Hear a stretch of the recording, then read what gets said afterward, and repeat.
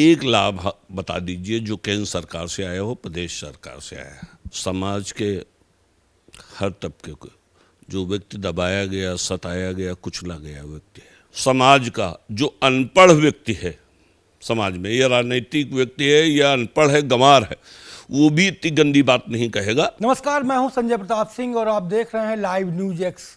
और live news x पर आज अतिथि के तौर पर उन्नाव के जाने माने चेहरे, समाज सेवी और जनता के दुख सुख में शामिल होने वाले उन्नाव से बीजेपी के विधायक आशुतोष शुक्ल जी हमारे साथ मौजूद हैं।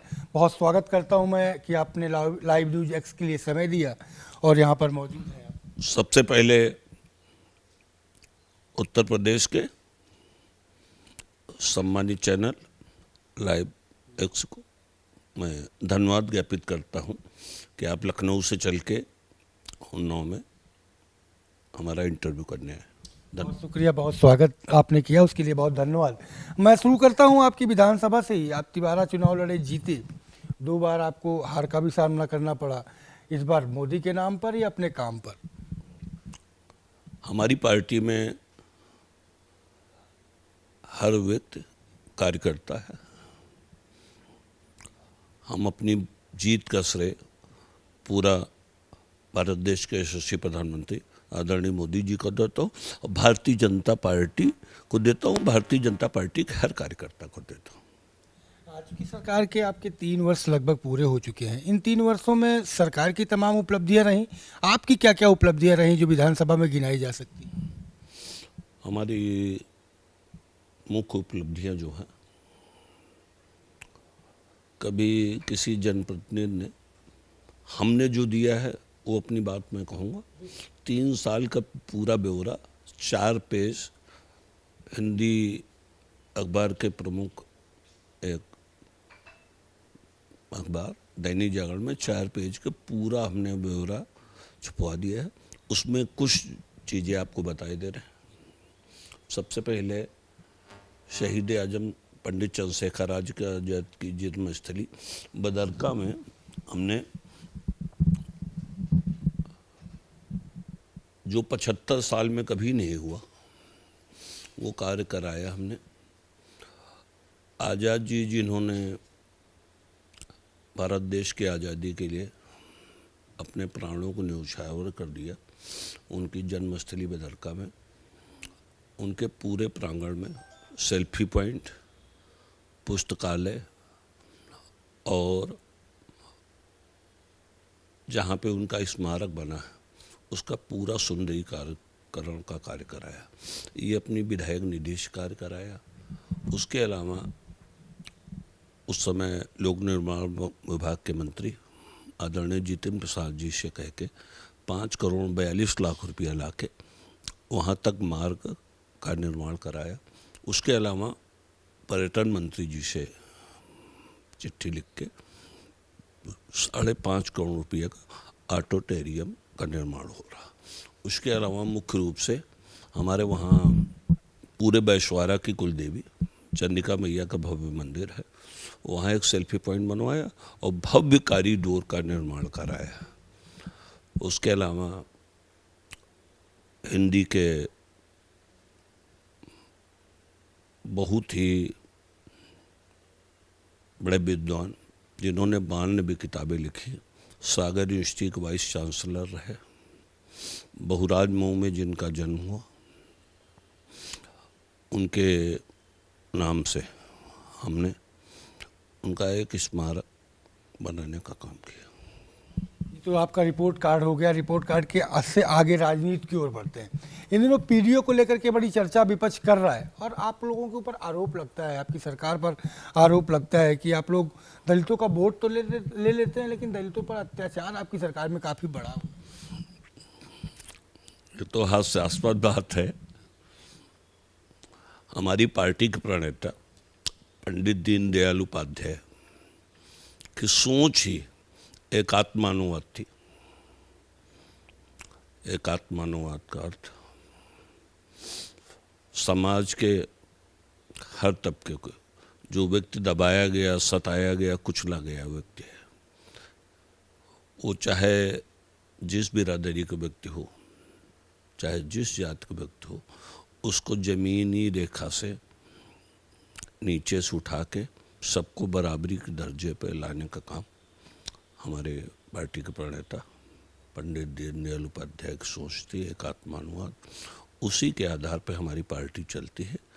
पीडीए वाले केवल राजनीति करने के लिए, दूसरी पार्टी को बदनाम करने के लिए ऐसी बात करते हैं। हमारी पार्टी की जो भी विचारधारा है, जो भी सोच है, जो भी केंद्र से लाभ मिलता है या प्रदेश से लाभ मिलता है, सभी जाति, सभी धर्म, सभी वर्ग, सभी जातियों को एक चीज़, आप सम्मानित पत्रकार हैं, एक लाभ बता दीजिए जो केंद्र सरकार से आया हो, प्रदेश सरकार से आया हो, जिसका लाभ सभी लोगों को न मिल पाया हो। आपके चैनल के सामने मैं माफ़ी मांग लूँगा अभी, एक योजना आप कोई बता दीजिए। मैं सैकड़ों योजनाएं आपको गिना दूंगा कि जिसका लाभ सभी वर्गों को न मिला हो।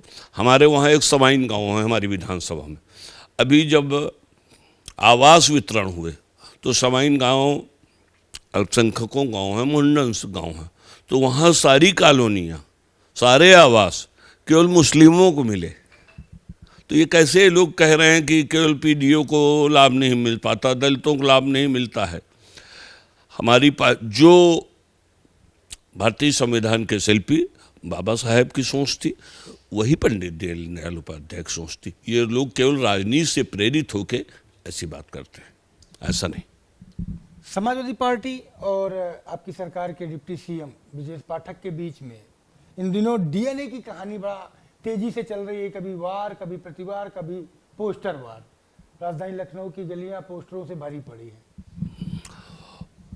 उप मुख्यमंत्री जी के ऊपर जो भद्दी से भद्दी टिप्पणी की गई है, उत्तर प्रदेश में कभी इतनी ओछी राजनीति नहीं हुई है जितनी गंदी टिप्पणी समाजवादी पार्टी के ट्विटर हैंडल से की गई है।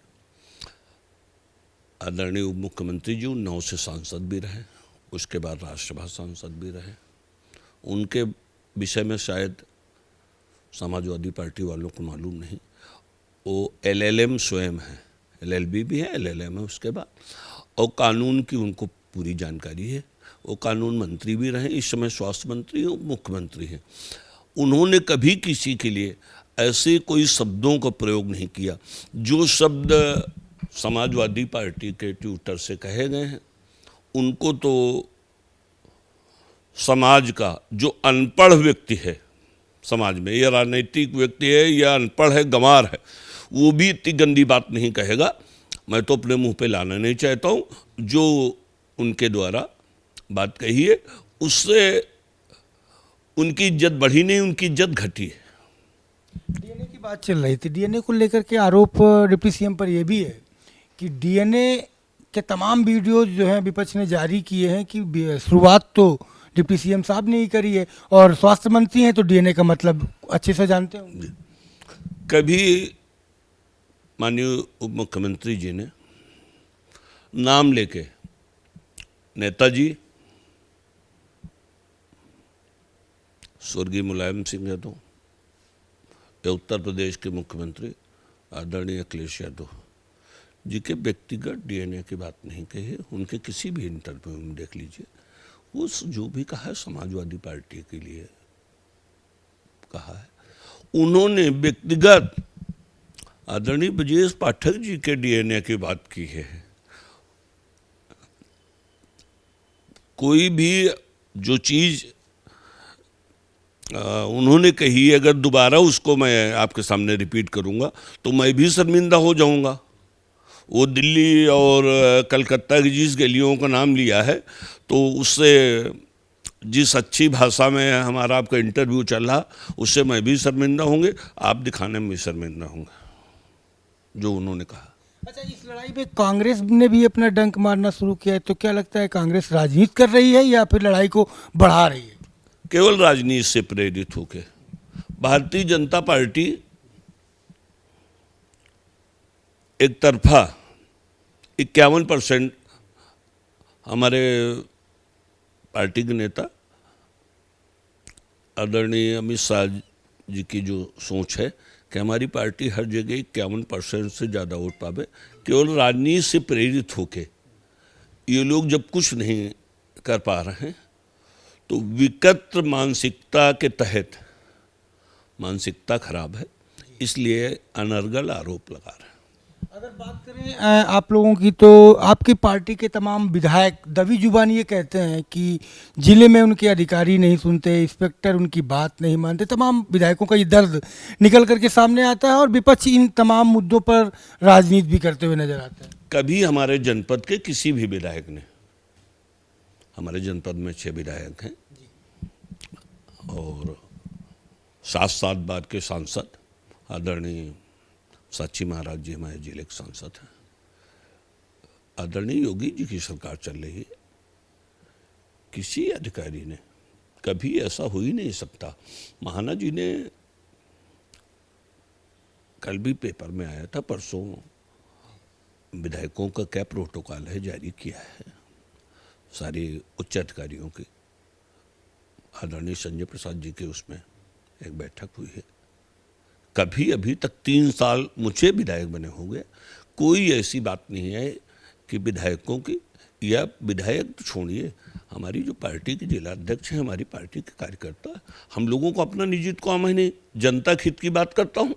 पूरे के पूरे अधिकारी, चाहे जिले के जिला अधिकारी हो, चाहे जिले के पुलिस अधीक्षक जी हो, सारी हमारे लोगों की बात सुनी जाती है। अभी तो हमने ऊर्जा मंत्रालय जी का हमें सदस्य बनाया गया, तो अलग से अभी तक हमारी विधानसभा में 88 अभियंता नहीं बैठते थे, तो हमने मांग की थी, तो पूर्वा में एक 88 अभियंता बैठते थे और एक 88 अभियंता यहाँ उन्नाव में गोकुल बाबू में बैठते थे। हमारी विधानसभा के लोगों को दिक्कत होती थी, तो हर बुधवार को लोग कैंप लगा के बीघापुर में बैठते हैं, उसमें मैं स्वयं बैठता हूँ। जो चीज़ें अभी तक हमने कही 100 की 100% जनपद के अधिकारियों ने मानी है हमारी बात, और जिले के सारे विधायकों की बात मानी। कभी कोई ऐसी दिक्कत नहीं है, न कोई शिकायत है, न हमारे संज्ञान में ऐसा कोई मामला है। चलिए आगे बढ़ते हैं। फिलहाल अभी कुछ ही दिनों पहले हिंदुस्तान और पाकिस्तान के बीच एक बड़ा मामला देखने को मिला है, होगा, और जिस तरीके से पहलगाम में कायराना हरकत देखने को मिली, उसका जवाब हिंदुस्तान ने माकूल दिया। लेकिन सीज फायर को लेकर के सवाल विपक्ष भी कर रहा है और सोशल मीडिया पर भी सरकार पर सवाल लगातार उठाए जा रहे थे। इन चीज़ों को कैसे देख रहे हैं? जब जब भारत देश के यशस्वी प्रधानमंत्री, भारत रत्न पंडित अटल बिहारी वाजपेयी जी के समय भी, जब भारत देश ने पाकिस्तान को माकूल जवाब दिया था, विपक्ष का काम है हर बार वो करे तो क्या करे, विपक्ष परेशान होके उसको कुछ न कुछ कहना है।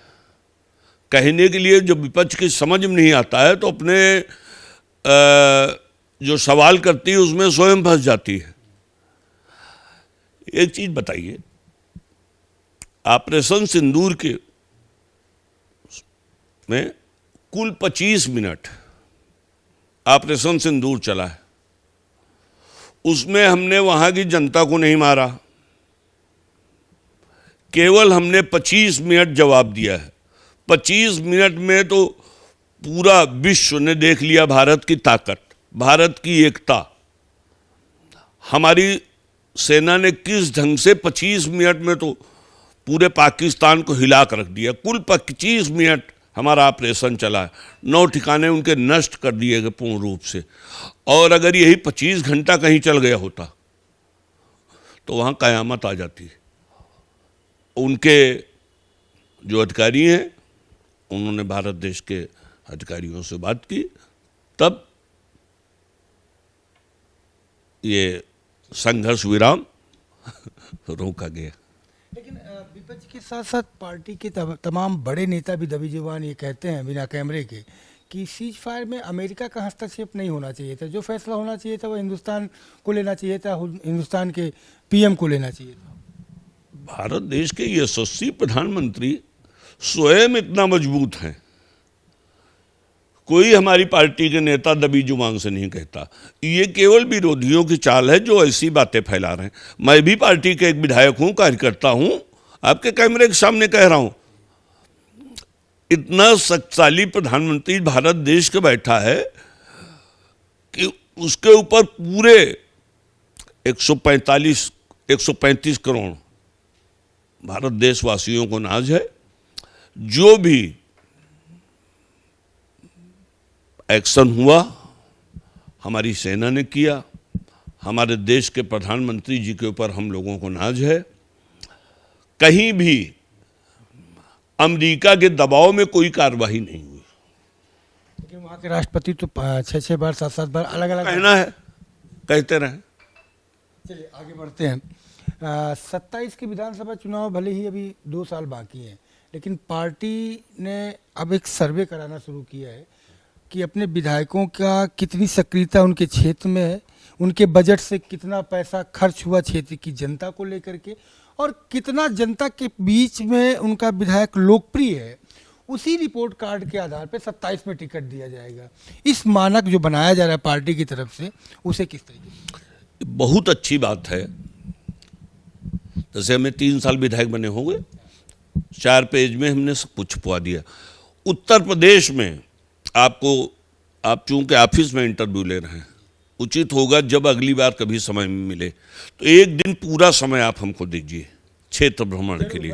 कैमरे पे वादा करता हूं कि मैं जरूर आपके साथ चलूंगा। और हमारा रिपोर्ट कार्ड आप स्वयं लीजिए, वहां जनता जो मिले, पहले से प्रायोजित नहीं, आपको हम बता देंगे, आप स्वयं चले जाइए, हम न जाएं। उत्तर प्रदेश हमको खुशी है, उत्तर प्रदेश में कहीं पर भी इतनी अच्छी, जैसे इस कमरे में आप बैठे हैं, जैसे कोई गेस्ट हाउस होता है, वैसी 22 बारातशालाओं का मॉडल बारातशालाएं हैं जिनका निर्माण पूरा हो चुका है और बारातशालाएं बन रही। हमारी सोच है कि हर ग्राम सभा में अगर एक बारातशाला नहीं बना सकते तो 2-3 गांवों के बीच में एक बारातशाला बन जाए, ताकि गरीब से गरीब व्यक्ति, गरीब शोषित वंचित जो गेस्ट हाउस का किराया नहीं दे सकता, उनकी बिटिया, लाडली बिटिया रानी की भी शादी वहाँ पे हो सके। एक मेरा अंतिम सवाल चलते चलते कि जिस तरीके से आपने काम किया, आगामी आने वाले दिनों में भी, अभी 2 वर्ष आपके पास बाकी हैं, दिमाग में ऐसा क्या है कि अपने क्षेत्र के लिए ऐसा और क्या करना चाहते हैं जो ऐतिहासिक बन सके? साथ ही साथ एक उसी के साथ इंक्लूडेड सवाल ये है कि मुख्यमंत्री जी ने ये भी कहा है कि मिनी स्टेडियम हर विधानसभा में कम से कम 10,000 की आबादी में होना चाहिए। 2 सवाल मेरे एक साथ जुड़े हुए हैं। जो हमने अपने जीवन में सोचा था, हर आदमी की एक लालसा होती, दिली तमन्ना होती, एक ड्रीम होता, एक सपना होता। जो हमने सोचा था कि क्षेत्र का जनप्रतिनिधि होने के बाद मैं क्या करूंगा, 5 साल के लिए जो हमने रोड मैप तैयार किया था, वो हमने 3 साल में कर दिया। एक कार्य रह गया है, एक छोर हमारी विधानसभा में लगता है, दूसरा छोर गढ़ेवा पुल का एक मामला है, दूसरा छोर हमारे उत्तर प्रदेश के हमारे अध्यक्ष आदरणीय सतीश महाना जी के क्षेत्र में लगता है। उनसे भी कई बार हमारी बात हुई है, उसमें हम प्रयास में लगे हैं। गंगा के पुल उसमें कटान हो जाती है, तो आदरणीय अध्यक्ष जी महाना जी भी उसके लिए पूर्ण रूप से प्रयास कर रहे हैं, हम भी प्रयास कर रहे हैं। एक काम क्षेत्र का रह गया, और क्षेत्र के, जैसे हमारे क्षेत्र के मंदिर हैं, मंदिरों के लिए हमने सोचा था कि मंदिर अंधेरे में कोई नहीं रहे। पूरे मंदिरों में लाइट लग चुकी, लगभग 750 से अधिक हाई मास्क और छोटी लाइटें मिला के 16 लाइटें लगवा रहे हैं, ताकि बिजली का खर्चा, हमने एक भी बिजली वाली लाइट नहीं लगवाई, ताकि बिजली खर्चा भी बचे। राष्ट्र हित में, देश हित में 16 लाइटें लगवाई। उसके अलावा इंटरलॉकिंग रोडें, पर वो एक चीज़ उसमें मिस हो गई थी, वो जो हमने स्मारक बनवाया है वहाँ पे बहुराजमऊ, पंडित बलदेव प्रसाद मिश्र के नाम पे उसका नाम रखा है। नहीं, उन्हीं का नाम पंडित बलदेव प्रसाद मिश्र थी। उन्होंने 92 ग्रंथ लिखे, वो सागर यूनिवर्सिटी के वाइस चांसलर थे, उनके नाम पे वहाँ स्मारक हमने बनवाया। और भारत देश की आज़ादी में अपना योगदान देने वाले स्वतंत्रता संग्राम सेनानी परमेश्वर दीन लोधी के गांव गोबरहा में उनका स्मारक बनाने का काम किया। एक दिन आपका समय लेंगे जब आप पूरे क्षेत्र में जो विकास कार्य हुए हैं, आप पूरे प्रदेश में घूमते हैं, तो उसका सर्वे आप करें, नंबर आप दें कि विकास कार्य में कितने नंबर दिए जाते हैं। वो हम नहीं दे सकते, क्षेत्र की जनता देगी, जनता ही जनार्दन होती, क्षेत्र की जनता देगी, मीडिया देगी और हमारी भारतीय जनता पार्टी देगी। अपने मुंह से अपनी प्रशंसा करने से कोई फायदा नहीं। काम बोलता है, काम मेरा बोल रहा है।